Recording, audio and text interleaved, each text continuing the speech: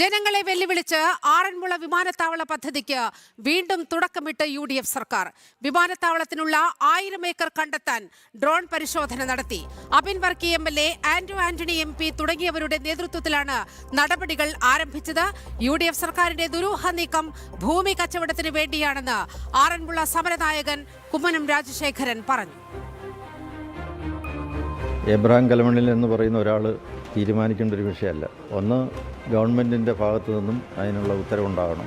ഇത് താത്വികമായി അല്ലെങ്കിൽ in principal sanction കിട്ടണം. ഇതൊന്നും ആയിട്ടില്ല.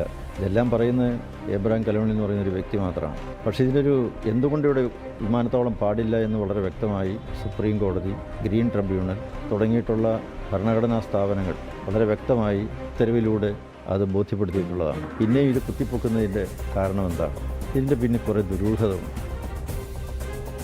വാർത്തയുടെ വിവരങ്ങളുമായി ഗോകുൽ രമേശ് പത്തനംതിട്ടയിൽ നിന്നും ചേരുന്നുണ്ട്. ഗോകുൽ, UDF സർക്കാർ അധികാരത്തിൽ വന്നു, തൊട്ടുപുറകെ ഭൂമാഫിയ തലപൊക്കുന്ന കാഴ്ചയാണ് കാണുന്നത്. എബ്രഹാം കലമണ്ണിലിന്റെ ആ സ്ഥിരീകരണം തന്നെ ഉണ്ടായിരിക്കുകയാണ് ആ പദ്ധതി പ്രദേശത്ത് ഡ്രോൺ പരിശോധന നടത്തിയെന്ന്.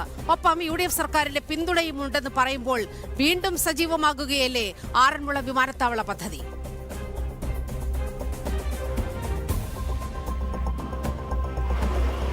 തീർച്ചയായിട്ടും നീലും, അതായത് ഇവിടുത്തെ ആറന്മുളയിലെ ജനങ്ങളെ അടക്കം വെല്ലുവിളിച്ചുകൊണ്ടാണ് UDF സർക്കാർ ഈ ഒരു പദ്ധതിയുമായിട്ട് വീണ്ടും മുന്നോട്ട് പോകാനായിട്ടുള്ള തയ്യാറെടുപ്പുകൾ ആരംഭിച്ചിരിക്കുന്നത്. പദ്ധതിയുടെ ആലോചന മാത്രമല്ല, അതിൻ്റെ പ്രാഥമിക ഘട്ട നടപടികളിലേക്ക് കൂടി ഇവർ കടന്നിരിക്കുന്നു എന്നുള്ളതിൻ്റെ വിവരങ്ങളാണ് പുറത്തു വന്നിരിക്കുന്നത്. ആറന്മുള വിമാനത്താവള പദ്ധതി 2014 പൂർണ്ണമായിട്ടും ഉപേക്ഷിക്കപ്പെട്ടൊരു പദ്ധതിയാണ്. ദേശീയ ഹരിത ട്രൈബ്യൂണൽ അനുമതി നിഷേധിച്ചു. അതിനുശേഷം പരമോന്നത നീതിന്യായ സംവിധാനമായിട്ടുള്ള സുപ്രീം കോടതി പോലും ആ പദ്ധതിക്ക് അനുമതി നിഷേധിക്കുന്ന സാഹചര്യം ഉണ്ടായിരുന്നു. അതേ പദ്ധതിയാണ് വീണ്ടും ഇത്തരത്തിൽ തുടരാൻ വേണ്ടിയിട്ട് അല്ലെങ്കിൽ പുനരുജ്ജീവിക്കാൻ വേണ്ടിയിട്ടുള്ള നടപടികൾ ഈ UDF സർക്കാരിൻ്റെ ഭാഗത്ത് നിന്നും ഉണ്ടായിരിക്കുന്നത്. 2011 ഉമ്മൻചാണ്ടി സർക്കാരിൻ്റെ കാലഘട്ടത്തിലാണ് ഈ പദ്ധതിക്ക് വേണ്ടി ഏറ്റവും കൂടുതൽ ശ്രമങ്ങൾ നടന്നത്. അതിനുശേഷം വന്നിട്ടുള്ള അടുത്ത UDF ഗവൺമെൻറ്, അതായത് ഇപ്പോഴത്തെ VD സതീശൻ സർക്കാരാണ് വീണ്ടും ഈ പദ്ധതിക്ക് വേണ്ടി ആലോചന നടക്കുന്നത്. അതായത് ഇവിടുത്തെ ജനങ്ങൾ ഒന്നടങ്കം ഈ പദ്ധതി തങ്ങൾക്ക് വേണ്ട എന്ന് പറഞ്ഞുകൊണ്ട് തള്ളിക്കളഞ്ഞൊരു പദ്ധതിയാണ്. ജനങ്ങൾ ഒന്നാകെ തെരുവിലേക്ക് ഇറങ്ങിക്കൊണ്ട് സമരം ചെയ്ത് ഉപേക്ഷിപ്പിച്ച ഒരു പദ്ധതിയാണ് ആറന്മുള വിമാനത്താവള പദ്ധതി. ആ പദ്ധതിയെ വീണ്ടും ഇത്തരത്തിൽ പുനരുജ്ജീവിക്കാൻ വേണ്ടിയിട്ടുള്ള നീക്കങ്ങൾ ആരംഭിച്ചിരിക്കുകയാണ്. അതിൻ്റെ പ്രാഥമിക ഘട്ട നടപടികൾ, പ്രത്യേകിച്ച് ഡ്രോൺ പരിശോധനാ നടപടികളാണ് ഈ ഘട്ടത്തിൽ പൂർത്തിയായിരിക്കുന്നത്. കഴിഞ്ഞ ദിവസമാണ് ഡൽഹിയിൽ നിന്നുള്ള വിദഗ്ധ സംഘത്തിൻ്റെ നേതൃത്വത്തിൽ ആറന്മുള പദ്ധതിക്ക് വേണ്ടി ഡ്രോൺ പരിശോധന നടത്തിയത്. 1000 ഏക്കർ പദ്ധതി പ്രദേശം കണ്ടെത്തുന്നതിന് വേണ്ടിയിട്ടാണ് ഡ്രോൺ പരിശോധന നടത്തിയത്.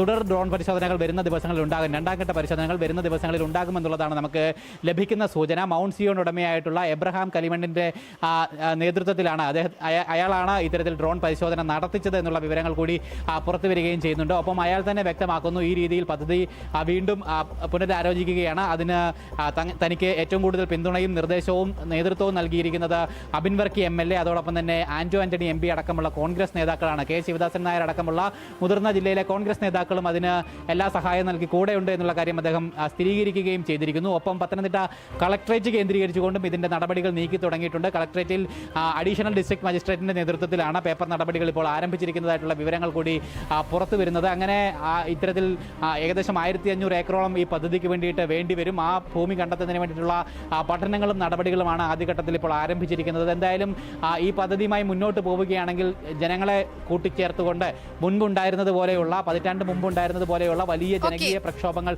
വീണ്ടും ഉണ്ടാകുമെന്നുള്ള സൂചന അന്നത്തെ സമരനായകനായിട്ടുള്ള ശ്രീ കുമ്മനം രാജശേഖരൻ ഇപ്പോൾ നടത്തുകയും ചെയ്തിട്ടുണ്ട്.